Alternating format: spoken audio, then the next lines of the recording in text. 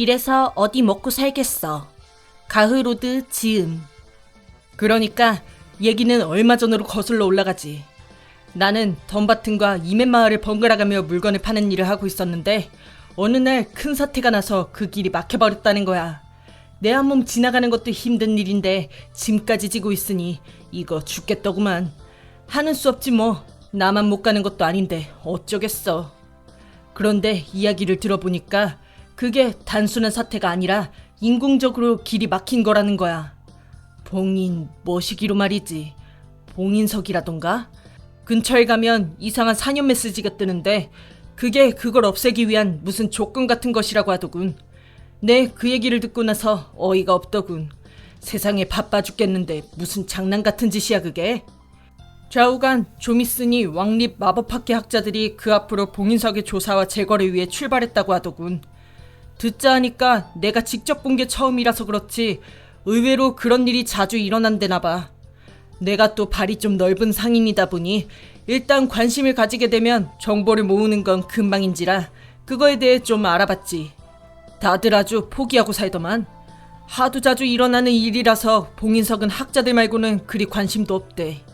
모험가들이나 여행자들은 봉인석을 깨는 일을 자신의 힘이나 지혜, 용기를 증명할 수 있는 일이라 여기고 꽤 대단한 의미를 두는 것 같기도 하지만 뭐 우리 같은 민초들에게는 그냥 며칠 공치는 일일 뿐이라고. 어쨌든 다들 이 문제 때문에 불만이 대단했나 봐. 봉인석 때문에 각지의 교통이 두절되는 일이 하도 잦다 보니 아예 마법학회에서도 이런 쪽을 전문으로 연구하는 학자들이 있다고 하더군. 뭐 납득가는 내용이야. 그런데 말이 그렇지 이 마법학회란 놈들이 사실 봉인석을 직접 깬 실적은 없다더군. 그냥 다들 아는 사년 메시지 내용을 뭔가 대단한 내용이라도 발견한 양 풀어서 설명하고서는 철수한다는 거야 글쎄. 이런 세상에 이래서 대가리에 먹물든 것들이란. 실생활에는 별로 도움이 안 되는 이론을 주워 섬기는 것으로 만족한다니까. 보나마나 이번에도 전처럼 누구나 알 수 있는 사년 메시지 내용을 풀어놓고 이번에는 이런 방법으로 깰 수 있다 라는 식으로 발표만 하겠지. 마법 뒀다 어디다 쓰는지 원. 그래도 마법사란 사람들도 그렇게 머리가 안 돌아가는 인간들은 아니었던 모양이야. 하루 매상이 얼만데 이렇게 죽치고 허송세월만 하고 있나 한숨을 푹푹 쉬고 있을 때쯤 상인 길드를 통해 이런 소문을 들었거든. 왕립 마법학회에서 단연간의 연구를 통해 어떤 봉인석이라도 단번에 부술 수 있는 마법의 주문을 완성했다는 거야. 진작 좀 하지. 며칠 있으면 다시 생업을 계속할 수 있다는 말을 듣고 그럭저럭 마음이 놓였지. 뭐 너무 많이 쉬기도 했고 봉인석이 부서지는 광경을 보기도 할 겸해서 마법학회에서 봉인석을 파괴한다고 공표한 날 나도 현장으로 짐을 꾸려 달려갔어. 이맨 마을로 가는 길이 열리면 잽싸게 갈 수 있도록 말이야. 사람은 부지런해야 한다고.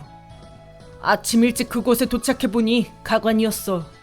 꽤 고급스러운 로브를 입은 사람들이 이것저것 시약을 뿌리고 스크롤을 붙이고 꽤나 번잡하게 굴더군.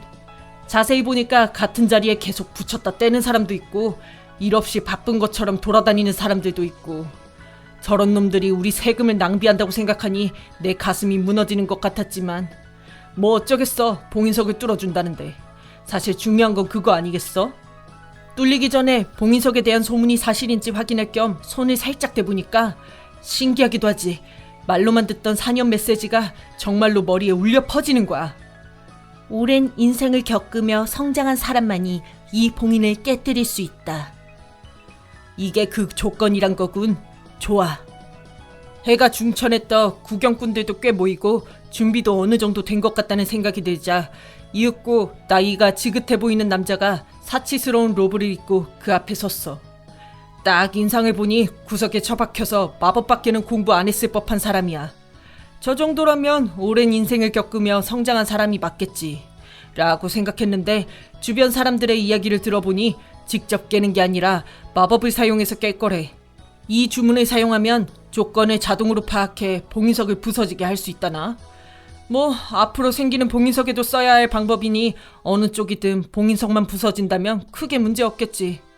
이윽고 마법 시전이 시작되었어. 그 나이 지긋한 마법학자는 바닥에 마법진을 그리고 알 수 없는 주문을 외우면서 손에서 빛을 내기 시작했어. 굉장하더군.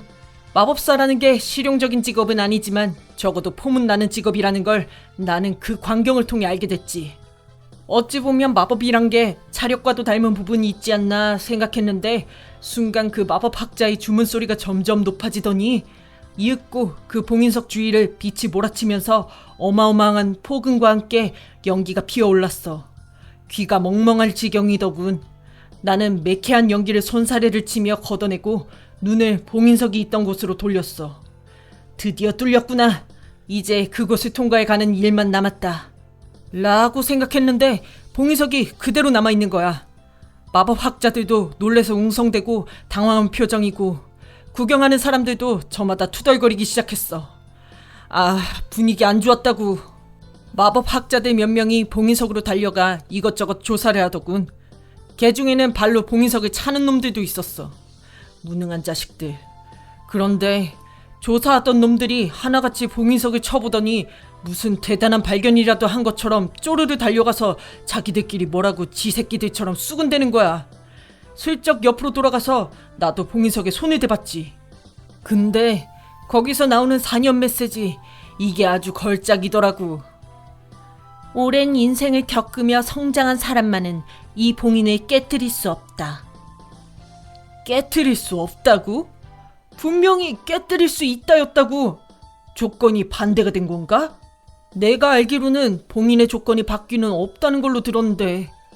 그럼 답은 하나지. 좀 전에 마법으로 봉인 조건이 바뀐 거야. 봉인석을 깬 게 아니라 봉인 조건을 바꾼 거라고. 어이구 장하다. 그렇게 준비를 요란하게 해서 결국 한 게 이거냐? 그런데 이 마법학자 놈들은 그게 굉장히 기쁜가 봐. 자기네들끼리 얼싸안고 아주 난리가 났어. 마치 애초에 조건을 바꾸는 마법을 시도라도 했던 것 같더만. 아까 그 마법을 건 놈이 나와서 이런 이야기 하더군.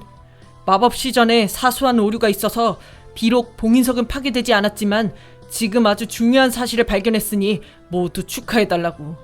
개뿔. 그런데 마법 조건을 바꿔서 조건을 쉽게 만들면 또 의외로 빨리 깰 수 있는 거 아니겠어? 그래서 한 번 더 참아주기로 했지. 마법학자들도 나랑 비슷한 결론에 도달한 모양이야. 그래서 또 한 차례 시전 준비를 하더군. 그날 저녁 난 덤바튼으로 기분만 잔뜩 잡쳐 돌아왔어. 그 양아치 놈들은 하루 종일 봉인석 조건만 바꾸면서 놀더군.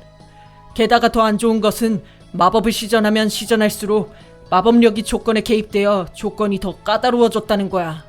몇 번을 했는지 모르겠지만 그놈들도 이러다가는 이멘마의 봉인석을 영원히 깨지 못하는 조건으로 만들지 모르겠다는 위기감이 들었던 모양인지 다음번에 새 봉인석이 생기면 자기네들이 발견한 방법을 추가로 테스트해보기로 했다나. 결국 마지막으로 바뀐 조건은 이거래. 같은 시간에 더 많이 성취한 자가 이 봉인을 깨트릴 수 있다. 젠장, 내 웃기지도 않아서 정말. 그리고 다음날엔 언제나처럼 마법 학회의 설명이 이어졌어. 모든 인간에게 주어진 시간은 한정적. 이 시간을 보람되게 사용해 많은 경험을 쌓고 이것을 자신의 성장의 기회로 삼는 자만이 봉인석을 깰 수 있다는 뜻이 될 것이다. 어이구 잘났다. 그러니까 이런 경우를 가리켜 선무당이 사람 잡는다는 거야. 그나저나 이멘마을로 가는 길은 언제쯤 뚫리려나. 뭐 내가 직접 깨보고도 싶지만 내가 또 워낙에 바빠서 말이지. 누구 깨볼 사람 없수?